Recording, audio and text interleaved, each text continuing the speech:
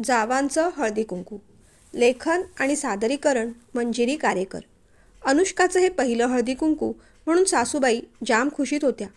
लग्न साध्या पद्धतीनेच केलं होतं, त्यामुळे फार लोकांना आमंत्रण नव्हतं. आपल्या हुशार सुंदर सुनेला शेजारच्या पाजारच्या लोकांनी पाहावं व तिचं कौतुक करावं अशी मीनाताईंची खूप इच्छा होती. तसं घरात हळदी कुंकू प्रत्येक वर्षी होतच होतं. मोठ्या सुनेबरोबर त्याही आलेल्या सवाष्ण स्त्रियांना हळदी कुंकू लावून काहीतरी छोटी मोठी भेटवस्तू आणि बाकेदलं फूल द्यायच्या.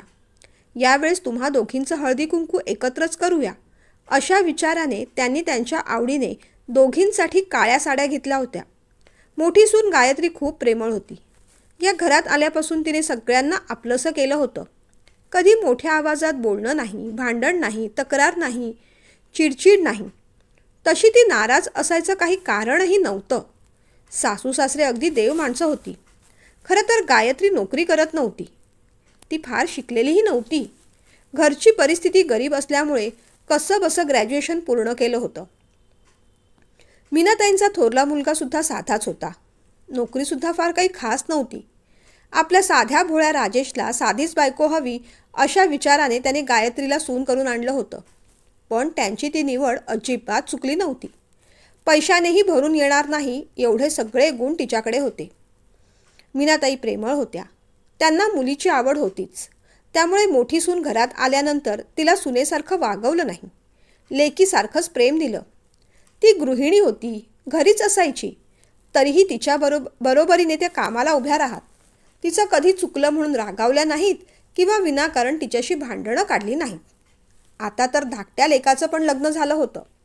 त्यांचा धाकटा लेक मात्र छान शिकला, इंजिनियर झाला. त्याच्या तोडीस तोड अशी त्याला बायको मिळाली. पण मीनाताईंना ती एक काळजी होतीच. गायत्री जेवढी साधी होती तेवढीच अनुष्का मॉडर्न होती. चांगली शिकलेली होती, स्वतः इंजिनियर होती, चांगल्या पोस्टवर काम करत होती, पगार चांगला होता. लग्नाच्या आधीच तिने तिच्या आईबाबांच्या जवळ एक 1 रूम किचनचा फ्लॅट बुक केला होता. लग्नानंतर ते दोघं नवरा बायको तिथेच राहायला जाणार होते. आपला मुलगा दूर जाणार या विचाराने मीनाताई दुःखी होत्या. पण पुढे जाऊन 2 जावांची कामावरून भांडणं झाली, मुलांवरून भांडणं झाली आणि वेगळं व्हावं लागलं, त्यापेक्षा आधीच वेगळे झालेले बरे अशा विचाराने त्यांनीही त्या गोष्टीला परवानगी दिली होती. फक्त धाकट्या लेकाला अश्विनला एक गोष्ट मात्र त्यांनी सांगितली होती. हे पहा, अनुष्का चांगलीच आहे. तुम्ही तिने बुक केलेल्या फ्लॅटमध्ये राहायला जाणार ही सुद्धा चांगली गोष्ट आहे. त्यात मला वाईट वाटण्यासारखं काहीच नाही. पण तू तिच्या फ्लॅटमध्ये जाऊन राहणार तेव्हा तिच्याही नकळत तिचा अहंकार बळावला जाऊ नये आणि तुम्हा दोघात भांडणं होऊ नयेत एवढी मात्र काळजी घ्या. अश्विनला सुद्धा ती गोष्ट थोडी खटकत होती. कारण एकतर तिची आई त्याच बिल्डिंगमध्ये राहत होती. फ्लॅट तिच्या नावावर घेतला होता, त्यामुळे अर्थात नेमप्लेटसुद्धा तिच्याच नावाची होती. आपल्या बायकोचा त्याला सार्थ अभिमान असला तरी उद्या हा आपल्या बायकोकडे राहतो असं म्हटलेलं त्यालाही निश्चित आवडणार नव्हतं. म्हणून त्यानेच एक पर्याय सुचवला होता. लग्नानंतर आपण त्या फ्लॅटमध्ये राहायला जाऊया, पण आता उरलेले इन्स्टॉलमेंट्स मी भरेन. समजूतदारपणाने अनुष्का म्हणाली होती. आता तुझं आणि माझं वेगळं काय? संसार दोघांचा आहे. जो काय खर्च होईल तो दोघांनी मिळून करू आणि आपण तिथे शिफ्ट झालो की ते घर आपण दोघांच्याही नावावर करून घेऊ. म्हणजे आई बाबा दादा वहिनी मुलं आनंदाने त्या घरी हक्काने राहायला येऊ शकतील. त्याच्या मनातली भीती आणि चिंता ओळखून ती हे बोलली होती. त्याने तोही सुखावला होता. संसारात एकमेकांचा विचार केला ना तरच भांडणं कमी होतात, नाही तर स्वार्थाला स्वार्थ भिडतो आणि मग वेगळं व्हायची पाळी येते.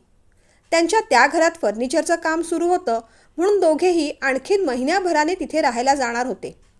निदान तोपर्यंत आपल्या या नवीन सुनेची आणि आपल्या मुलाची सोबत आणि सहवास मिळणार याचा मीनाताईंना आनंदच होता. त्यात ही तिची पहिली मकर संक्रांत. कुणाकुणाला बोलवायचं, वाण काय काय घ्यायचं, कुठून घ्यायचं याची लिस्ट त्या करू लागल्या. यावर्षी लाडू थोडे जास्तच बनवावे लागतील नाही का आई? गायत्रीने विचारलं. बनवूया की मग, तुम्ही दोघी आहात मदतीला, मला कसली चिंता नाही, मीनाताई म्हणाल्या. तशी गायत्री हसली. बरं मला सांग गायत्री, यावर्षी हळदी कुंकवाचं वाण काय घेऊया? कुंकवाचे करंडे की आपण पाहिलेले ते नक्षीदार प्लास्टिकचे डबे? त्यांनी विचारलं. मला तरी कुंकवाचे करंडे आवडले. अनुष्काला विचारायला हवं. संध्याकाळी ती घरी आली की मग फायनल करून टाकू. संध्याकाळी अनुष्का घरी आली. सगळ्यांचं जेवण वगैरे उरकलं. अनुष्काने भांडी आवरायला घेतली.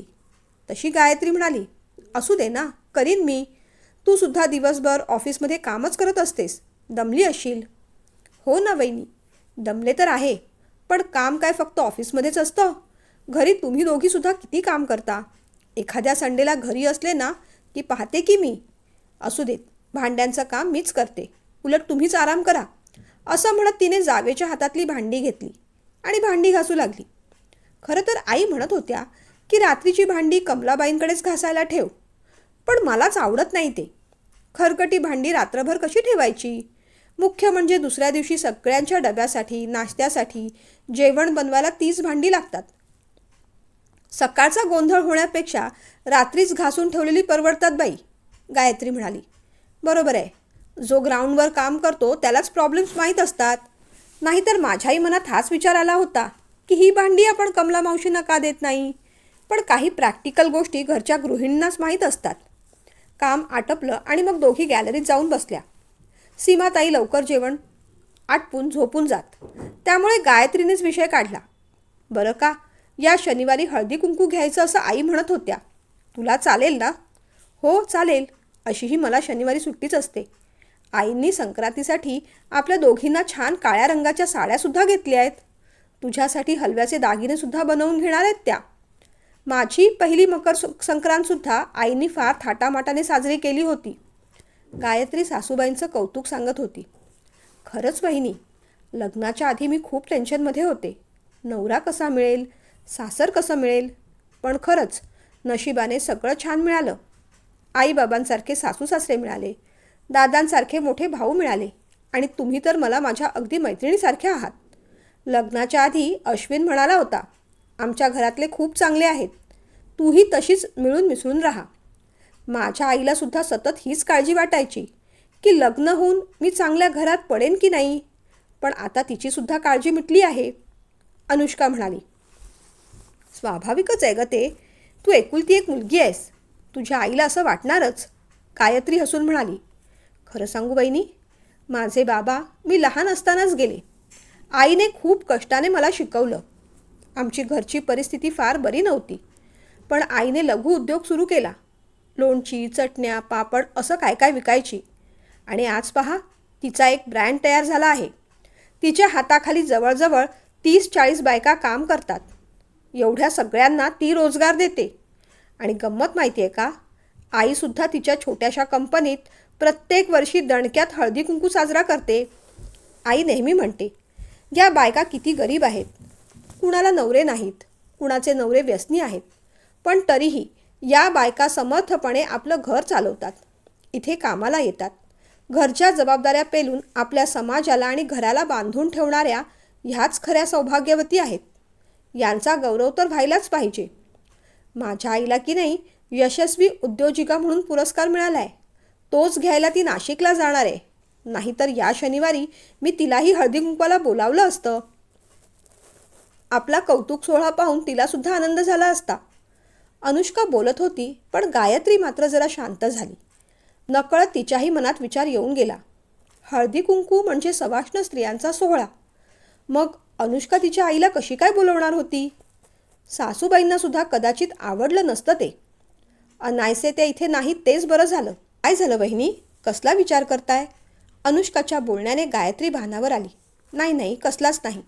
बरं आपण वाण काय द्यायचं, अनुष्काने विचारलं.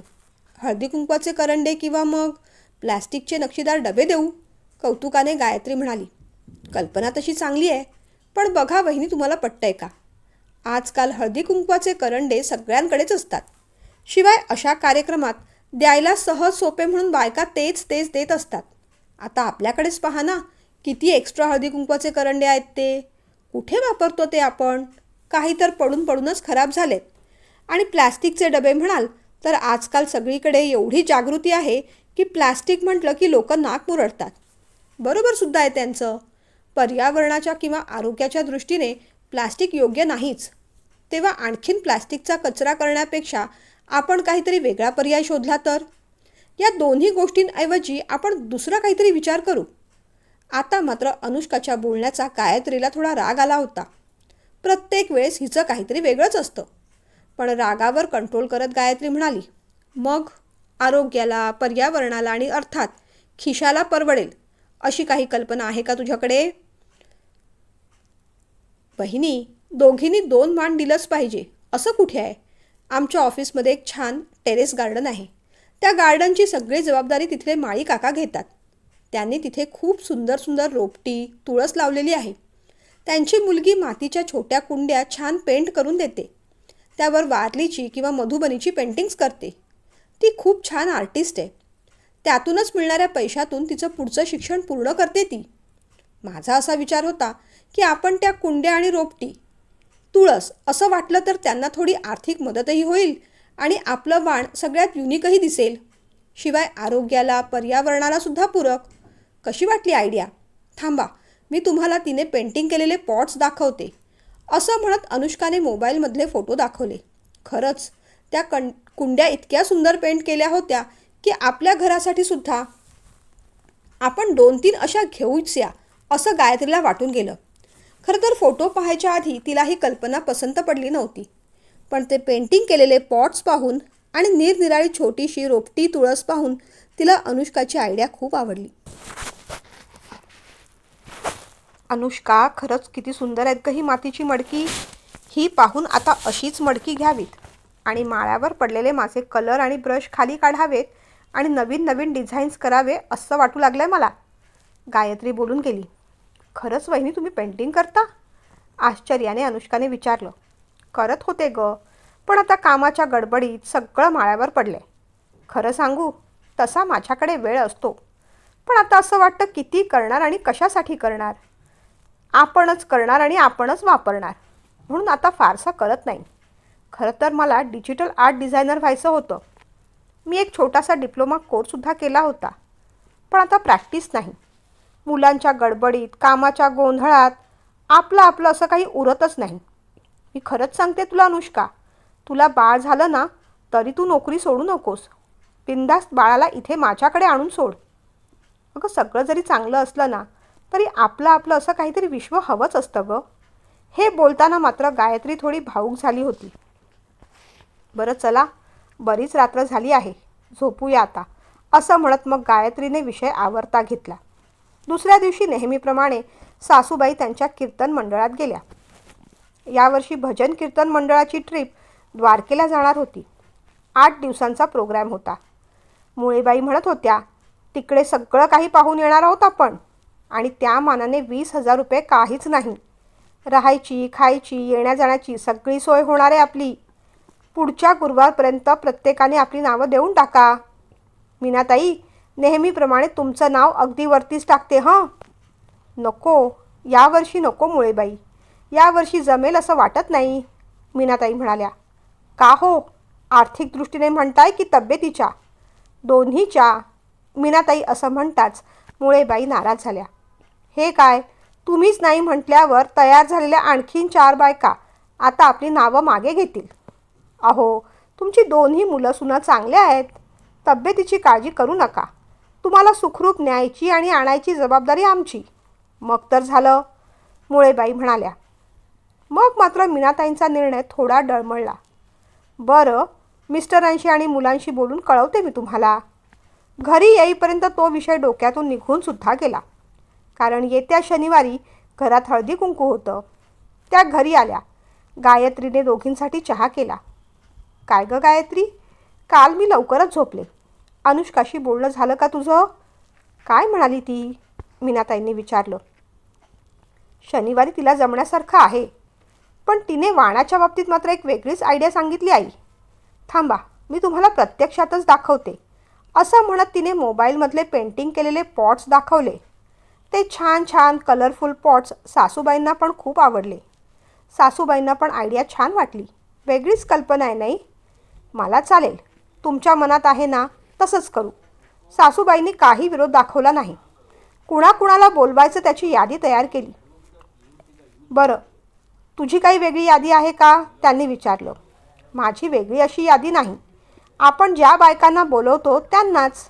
बाकी माझ्या आईचं वाण आणि वहिनीचं वाण मी जेव्हा माहेरी जाईन तेव्हा घेऊन जाईन. एवढ्या लांब त्यांना तर यायला जमायचं नाही. पण एवढं बोलून गायत्री थांबली. पण काय गं, सासूबाईंनी विचारलं. आई, हा विषय बोलावा का बोलू नये समजत नाही मला. पण तुमच्यापासून कधी काही लपवलं नाही. तुम्हीसुद्धा आम्हाला प्रेमाने मायेने सगळ्या गोष्टी समजावत राहिलात, म्हणून लपवावं असं वाटत नाही. गायत्री असं म्हणताच सासूबाई हसून तिला म्हणाल्या, अगं बोल, असंही मला तुम्हा मुलांवर रागवता येतच नाही. नाही पटलं तर स्पष्टपणे सांगते.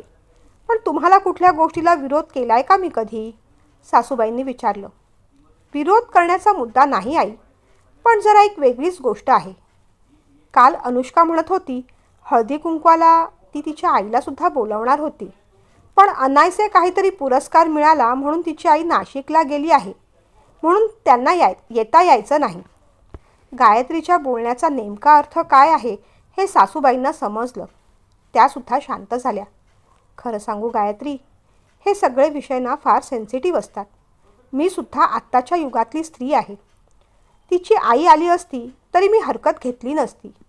पण वर्षानुवर्ष आपल्या मनावर काही संस्कार इतके ठसवले गेले आहेत ना की चाकोरी बाहेर जाऊन काही करायची हिंमतच होत नाही गं. हळदी कुंकू म्हटलं की सवाष्ण, या चौकटीच्या बाहेर विचार करणं म्हणजे गुन्हाच वाटतो जणू. आतासुद्धा बघ ना, मला हेच वाटतंय, तिची आई नाही तेच बरं. होकार नकाराचा प्रश्न आपल्याकडून तरी आपसुकच मिटला. पण समजा अशी परिस्थिती उद्भवली असती तर मी काय केलं असतं, काय करायला हवं याचं मात्र उत्तर माझ्याकडेही नाही. आपल्याकडे कमला मावशी येतात, त्यांनाही नवरा नाही. इतक्या वर्षात त्यांनीही कधी विषय काढला नाही. आपणही त्यांना मुद्दामून कधी हळदी कुंकवाला बोलावलं नाही. 4 लाडू बांधून देतो एवढाच काय तो आपला मोठेपणा. या सगळ्या गोष्टी बदलायला हव्यात. समाज बदलायला हवा. नवरा नसलेल्या स्त्रियांनासुद्धा मान मिळायला हवा. समाजात त्यांना वेगळी वागणूक मिळायला नको. हे सगळं वाटत असलं ना तरी त्याची सुरुवात आपल्यापासून करायची हिंमत मात्र माझ्यात नाही. आपल्याकडे म्हणतात ना, शिवाजी जन्माला यायला हवा, पण तो आपल्याकडे नाही, शेजारच्यांकडे. असं काहीसं झालं आहे. सासूबाईंचं बोलणं ऐकून गायत्रीसुद्धा क्षणभर विचारात पडली. खरं तर आपणसुद्धा या नवीन पिढीच्या, पण आपणसुद्धा किती रूढीवादी विचार केला. अनुष्काला मानलं पाहिजे. खरंच ती एक डॅशिंग पर्सनॅलिटी आहे. खरी कमाल तर तिच्या आईची, की तिच्यावर एवढे छान संस्कार केले. शनिवारी हळदी कुंकवासाठी सकाळपासूनच तयारी सुरू होती. कमला मावशी सकाळी येऊन काम करून निघाल्या. त्यांना थांबवत अनुष्का म्हणाली, बरं का मावशी, संध्याकाळी आमच्याकडे हळदी कुंकू आहे, तुम्हीसुद्धा या हं. ते ऐकतात सासूबाई आणि गायत्री दोघी तिच्याकडे पाहत राहिल्या. कमला मावशींनासुद्धा कसं तरीच झालं. ताई, मी कसं येणार, मावशी म्हणाल्या. मावशी, तुम्हाला दुखवायचा हेतू नाही, पण तुम्हाला योग्य वाटत असेल, चालत असेल तर तुम्ही आलेलं आम्हाला आवडणार आहे. बाकी कशासाठी नाही. निदान मला आशीर्वाद द्यायला तरी याल. कमला मावशींनी मग मीनाताईकडे पाहिलं.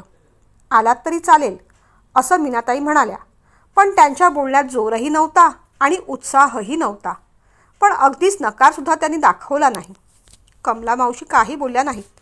पाहते असं म्हणून निघून गेल्या. त्या गेल्यानंतर सासूबाई अनुष्काला म्हणाल्या, अनुष्का, तू कमला मावशींना बोलवलंस खरं, चांगलंच काम केलंस. अगं पण जसं आपण विचार करतो तशा सगळ्याजणी विचार करत नाहीत गं. कदाचित इथे येणं कमला मावशींनाच आवडणार नाही. आई, तुम्हाला विचारायच्या आधीच मी कमला मावशींना संध्याकाळी यायचं आमंत्रण दिलं, त्याबद्दल मी आधी माफी मागते. पण मला खात्री होती की तुम्ही माझ्या पाठीशी ठाम उभ्या राहाल. आई, समाज बदलवायला मी कोणी समाजसुधारक नाही, तेवढी माझी पात्रतासुद्धा नाही. पण आपण केलेला एक छोटासा विचार इच्छेचं रूप घेतो. मग ती इच्छा प्रबळ झाली की त्यातून कृती घडते. अशी कृती वारंवार घडते तेव्हाच त्याची पुनरावृत्ती होते, आपल्याकडून सुद्धा आणि इतरांकडून सुद्धा. आणि तेव्हा मग हा समाज बदलतो. जगाला प्रकाश देणारा सूर्य आपल्याला होता आलं नाही, तेवढी आपली लायकी नाही. याचं वाईट नाही वाटत मला. पण आपल्याभोवती अंधार आहे, निदान आपण पणतीची वाट तरी व्हावं एवढं मात्र निश्चित वाटतं, मला खात्री आहे कमला मावशी नक्की येतील. आपल्याला प्रेम मिळावं, मान मिळावा, 4 लोकांमध्ये आपल्यालाही सामील करून घ्यावं अशी प्रत्येकाचीच इच्छा असते. लेफ्ट आऊट व्हायला कुणालाच आवडत नसतं. स्त्रियांना लेफ्ट आऊट व्हायला लागणं हे फार दुर्दैवी आहे आणि ते लेफ्ट आऊट होणं समाज त्यांच्यावर लादत असतो. कमाल अशी आहे ना की लादणाऱ्या समाजात 90% स्त्रियांचा सहभाग असतो. आपणच आपल्या घरातल्या आजूबाजूच्या काही स्त्रियांना नाकारत असतो, लेफ्ट आऊट करत असतो आणि आपण लेफ्ट इन आहोत याचा आनंद आणि अभिमान सेलिब्रेट करत असतो. ज्यावेळेस एक स्त्री दुसऱ्या स्त्रीच्या सुखाचा विचार करू लागेल त्यावेळेस आपल्यालाच आपल्या आत असलेल्या सती तत्वाची खरी ओळख होईल. खरंच दुर्दैवाची गोष्ट आहे ना. हुंडा मागणारी आणि हुंडा मिळाला नाही म्हणून सुनेला मारणारी जाळणारी सासू स्त्री असते. टोमणे मारणारी नणंद असते. नंडेच्या सासरी सगळं छान आहे म्हणून जळफळ करणारी वहिनी असते. मुलगी नको म्हणून ॲबॉर्शन करायला तयार होणारी एक आई असते. एखादी स्त्री चांगली गृहिणी असेल तर तिला काय कामधंदे, अख्खा दिवस घरीच तर बसून असते असं म्हणून कुचेष्टा करणारी एक नोकरदार स्त्री असते. नोकरी करते, स्वतःला शाणी समजते. मुलांकडे, नवऱ्याकडे, सासू सासऱ्यांकडे लक्ष कुठे असतं तिचं असं म्हणणारी एक नोकरी न करणारी गृहिणी असते. एखादी स्त्री धडपडत असेल तर हिला काही जमत नाही, हिच्यापेक्षा ती छान असं म्हणणारी पोकळ बुद्धीची एक स्त्रीच असते. एखादीला यश मिळालं तर बॉसला खुश केलं असेल असं म्हणून तिच्या चारित्र्याचे धिंडवडे काढणारे सुद्धा एक स्त्री असू शकते. सोशल मीडिया आपल्या हातात आहे. आपल्याला कुणालाही काहीही बोलायचं स्वातंत्र्य आहे. कुणी काही चांगलं करत असेल तर तिचं मानसिक खच्चीकरण कसं करता येईल, बाकी काही नाही. तर समोर न येता सोशल मीडियाच्या पडद्याच्या मागे लपून छपून शाब्दिक वार करून समोरच्या धडपडणाऱ्या यशस्वी होऊ पाहणाऱ्या स्त्रीचा अपमान करण्याचा आनंद घेणारी सुद्धा एखादी स्त्रीच असू शकते. खरं तर आपल्या स्त्रियांना काकणभर शक्ती आणि सहनशक्ती परमेश्वराने जास्तच दिली आहे. ती फेमिनाईन एनर्जी आपल्या कल्याणासाठी, आजूबाजूच्या इतर स्त्रियांच्या कल्याणासाठी, नवीन येणाऱ्या पिढीसाठी जर आपण वापरली तर हा समाज एका वेगळ्याच उंचीवर पोहोचेल.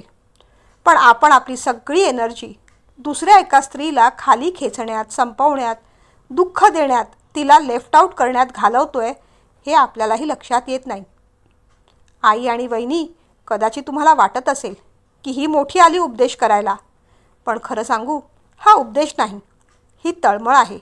स्वतःला आणि इतरांना बदलण्याची तळमळ, कुणाच्या आयुष्यात काहीतरी चांगलं घडावं यासाठीची तळमळ. म्हणूनच तर माझ्या बाबांच्या मागे मला मोठं करणाऱ्या, घडवणाऱ्या, कित्येक गरीब बायकांना स्वतःच्या पायावर उभं राहायला शिकवणाऱ्या, त्यांना स्वावलंबी करणाऱ्या माझ्या आईला मी खरी सौभाग्यवती मानते. फ्युजन फक्त गाण्यांचं आणि कपड्यांचंच कशाला हवं? आपल्या संस्कृतीचं आणि चांगल्या विचारांचंही फ्युजन करता येईल की, हो की नाही? एवढं बोलून अनुष्का थांबली. खरं आहे, मला तरी तुझं सगळं म्हणणं पटतंय, गायत्री म्हणाली. हो ग, न पटण्यासारखं काही बोललीच नाही ती. काही चांगलं करण्याची आपल्यात कुवत नसेल, हिंमत नसेल तर जो चांगलं करतोय त्याला पाठिंबा द्यावा. तेही जमलं नाही तर निदान त्याच्या कामात अडथळा तरी आणू नये असं मला वाटतं. तेव्हा माझ्याकडून तुला पूर्ण सपोर्ट. छान बोललीस बेटा तू. सासूबाईंनी कौतुक केलं तशी अनुष्का सासूबाईंच्या गळ्यात पडली. खरंच माझ्या दोन्ही सुना खूप गुणाच्या आहेत. बरं, तुमच्यासाठी नवीन साड्या आणल्या आहेत, त्या नेसून घ्या. सासूबाईंनी कपाटातल्या साड्या त्या दोघींना दिल्या. अनुष्काने किंमत पाहिली. बाप रे, 3,000ची साडी. आईंनी उगीचच एवढा खर्च केला.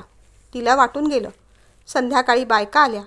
मातीची कुंडी, त्यावर केलेलं पेंटिंग, छान रोपटी, वेगळंच वाण पाहून बायकांनी कौतुक केलं.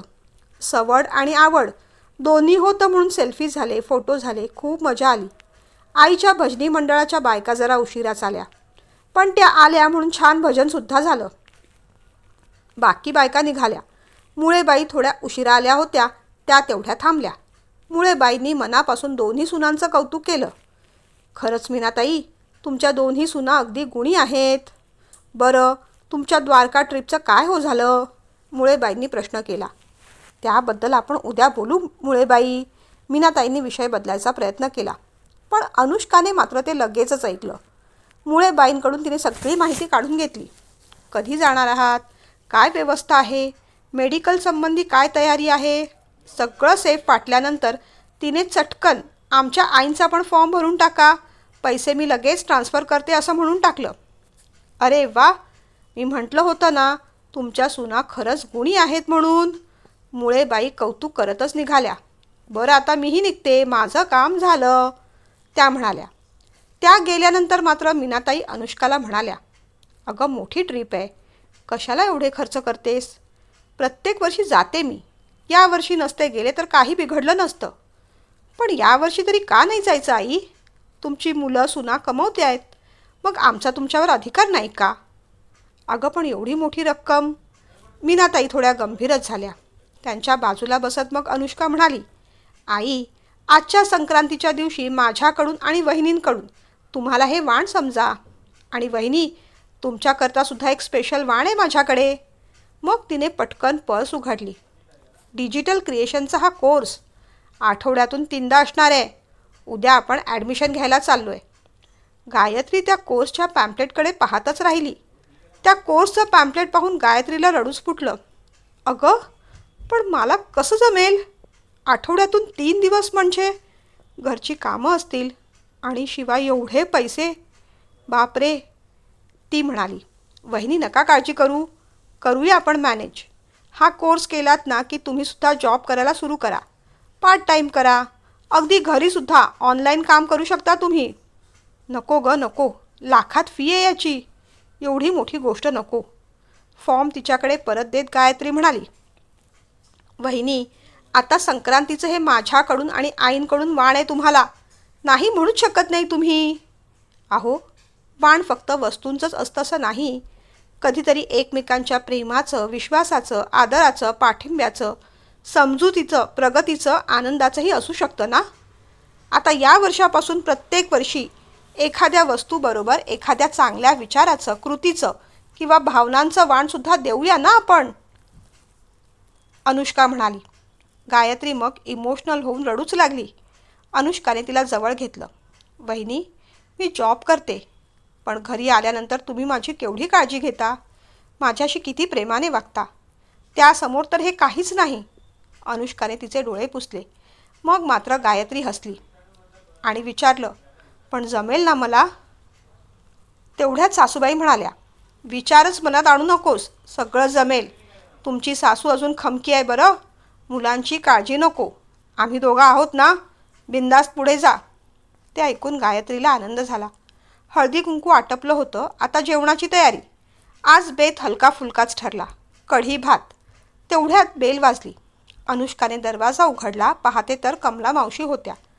त्यांना पाहून अनुष्काला खूप आनंद झाला. माफ करा हां ताईसाहेब, मुद्दामूनच सगळ्या बायका गेल्यानंतर उशिरा आले.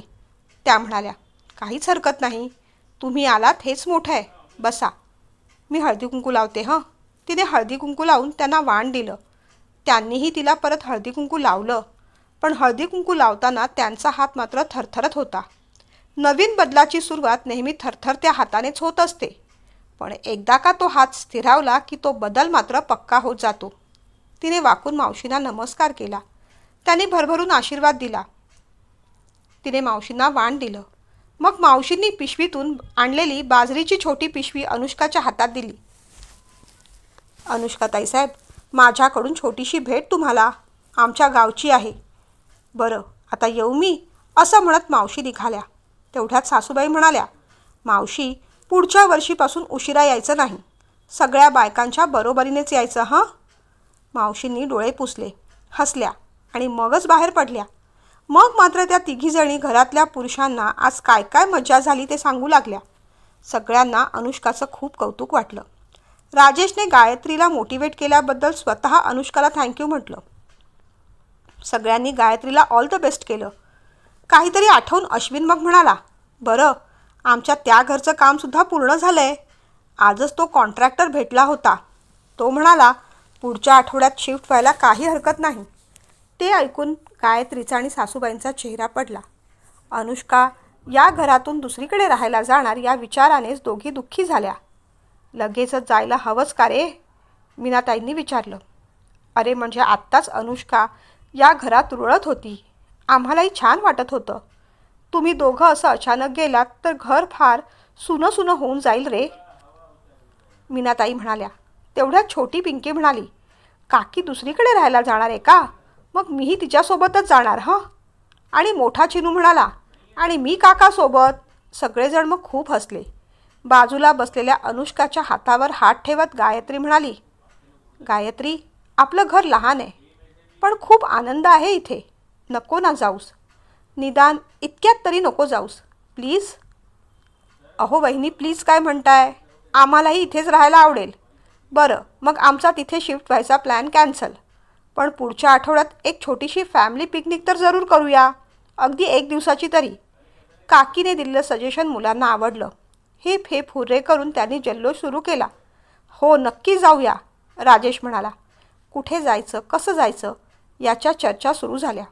गायत्री मात्र आपल्या लाडक्या जावेकडे कौतुकाने पाहत होती. दोघींनी एकमेकींना आज प्रेमाचं विश्वासाचं आयुष्यभर टिकणारं वाण दिलं होतं. जेवताना गायत्रीच्या मनात विचार आला, अनुष्का खरंच किती ग्रेट आहे, गोड आहे. प्रत्येक घरात अशी एक अनुष्का हवीच. पण लगेचच दुसऱ्याच क्षणी तिच्या मनात विचार आला, अशी अनुष्का आपल्या घरात असण्याची इच्छा धरण्यापेक्षा अशी अनुष्का आपणच का होऊ नये? आपल्याबरोबर कुणी काही चांगलं करावं याहीपेक्षा आपण कुणासाठी, आपल्या घरासाठी, घरातल्यांसाठी काहीतरी चांगलं करावं हे वाटणं म्हणजे खरा बदल. आणि हा बदल जेव्हा होतो तेव्हा खऱ्या अर्थाने घर सौभाग्यवान होतं आणि प्रत्येक घरातली स्त्री सौभाग्यवती होते.